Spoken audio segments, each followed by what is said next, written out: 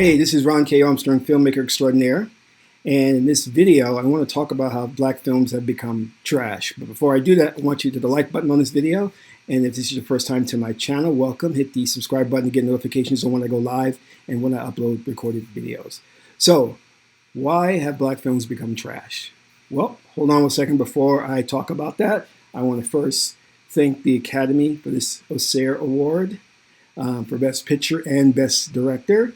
And I want you to know that the Oscar was, in fact, designed after Osir, the image of the Kemetic deity Osir or Osiris. So when you see people winning the Oscar and holding it in their hand, it is a plagiarized copy of the Egyptian deity Osiris. Keep that in mind. Now let's get down to business. You know, with COVID-19, I've had an opportunity to sit at home and watch more films on BET, Black Entertainment Television, and on Netflix streaming and Amazon. And I noticed something very disturbing, specifically coming out of BET, which should be more focused on portraying the African-American experience from a true and authentic perspective, but it's not. It has become a vehicle for propaganda and for identity politics.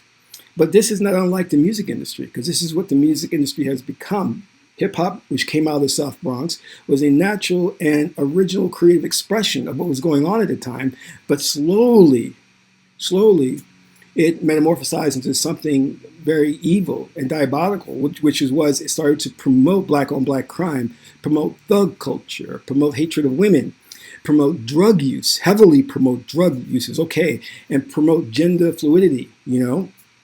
And this is all an agenda attached to this. Now get into that. Now, what we're seeing with the black film industry is now they're starting to follow suit. Films that, let me put it this way, what I saw on BET was just garbage and disgusting. And I don't know why I expected more from BET, but I guess, you know, we thought that when Bob Johnson had it, they would do more. But then when he left and sold it, was the Viacom, we thought it would get better, and it hasn't. And then I think there was the next stage when Tyler Perry started to have a big influence on BET, making a lot of shows that the quality and the content would be better, and it hasn't been. And what you're seeing there is, again, the injection of identity politics. So what do I mean by that? The majority of the movies that you're seeing that are being put out there is a slow diet of trash to African Americans. And it's basically an insult to us, because what I am seeing coming out there is the majority are nothing but musical biopics. And I'm like, how many musical biopics do we need? We've got a Stevie Wonder, we got New Edition, we got Bobby Brown, we got Whitney Houston. It's all these musical biopics that keep coming out as if we need more.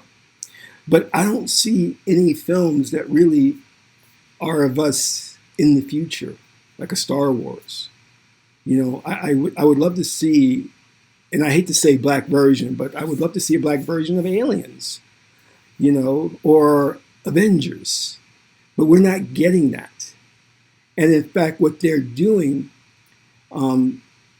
is very sinister and clandestine. What they're doing is that they're coming out with these movies. Now, aside from the musical biopics that I've just named, they're coming out with these historical pictures that are basically, as they claim, inspired by a true story. You know, the Harriet Tubman story. You know, the Madam Walker story about her inventing the hot comb or what have you, and they're using that term "inspired by" to have creative license to change things, which is understandable. Hollywood does this all the time. But what they're doing is they're injecting these identity politics and their agenda, which is to attack the males, make the males seem like that they are evil and vicious, and that black women need to fear them.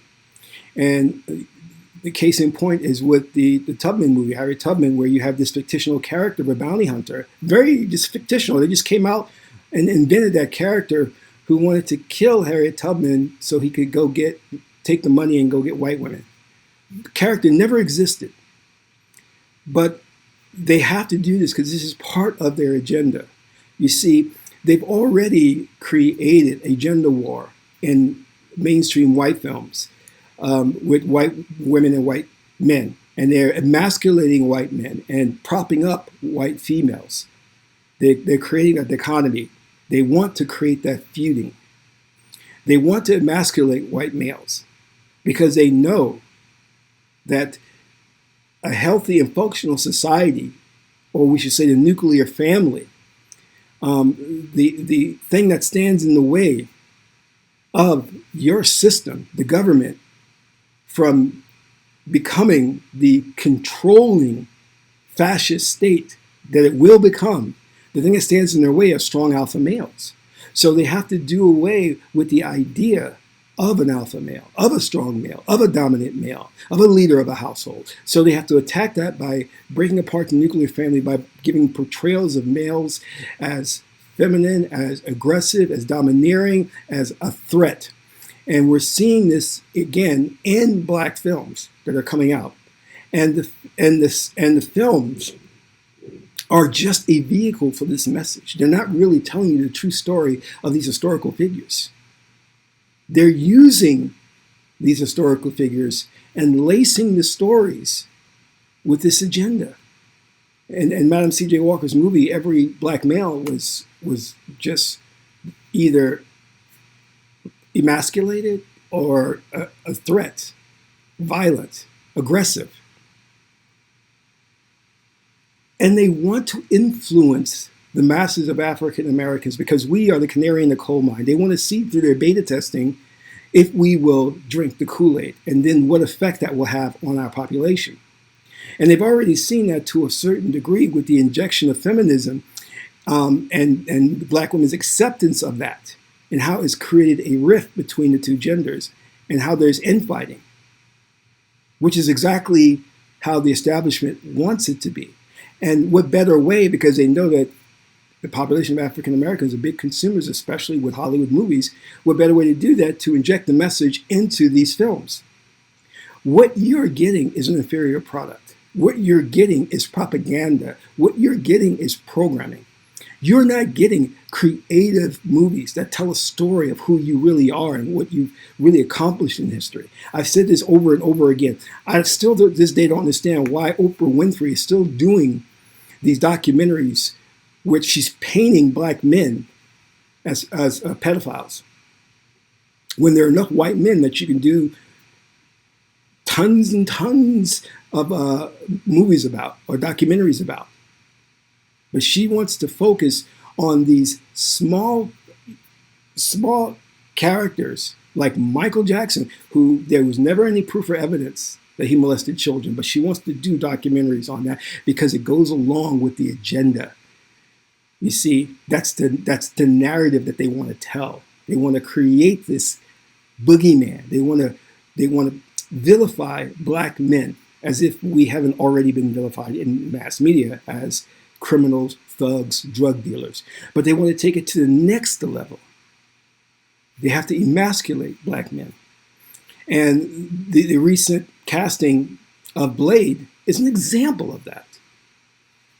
Rashad Ali, I think his name is, I can't pronounce it, but how is he right for that role?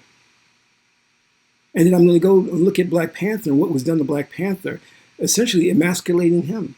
In fact, he was supposed to be a very smart character. He's supposed to be intelligent, super intelligent on a level far surpassing Tony Stark. But yet he's dependent upon his sister to come up with the technology for his suit and every other thing. He's dependent upon the women to protect him. What kind of message is that putting out there?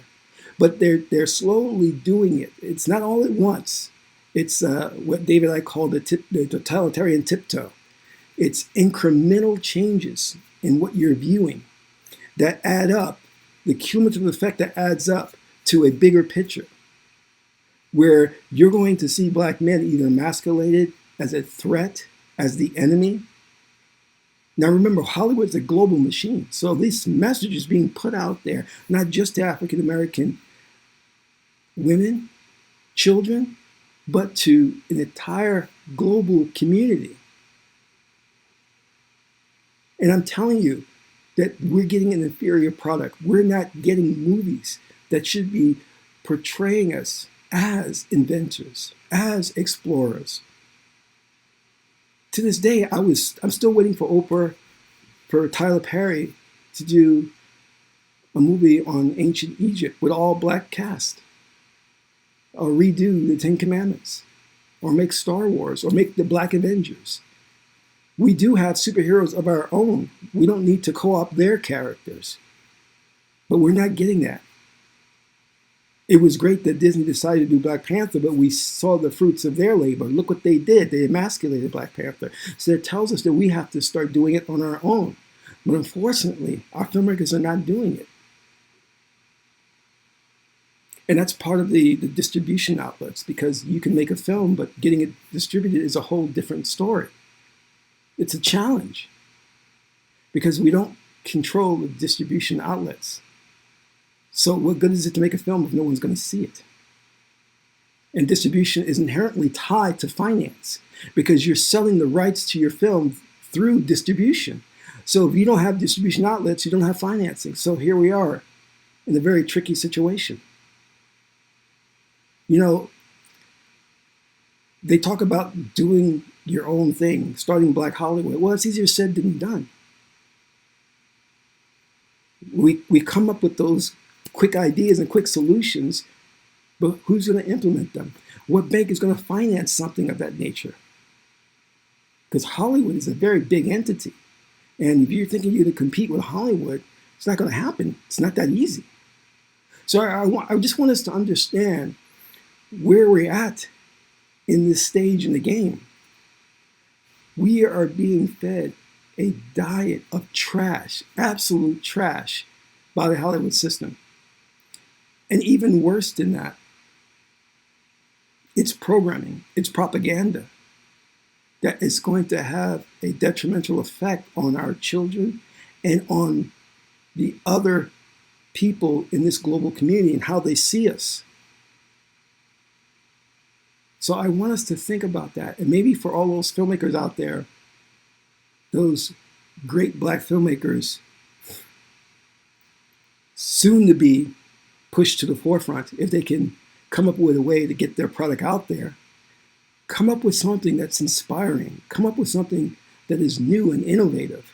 Let's stop telling musical biopics or false history films that only change history because it meets the social justice warriors agenda, or it meets the feminist agenda, which is to vilify Black males and make us seem like the enemy, make us seem like aggressors. Let's stop doing that. And let's start telling the truth about our history, apart from just slavery films. We don't need any more films that depict us as slaves. We need more films that depict us as heroes, that depict Black men as heroes and Black women as heroes, working together. So that's all I have to say. And again, thank you for the award, Osiris Award, the Oscar Award.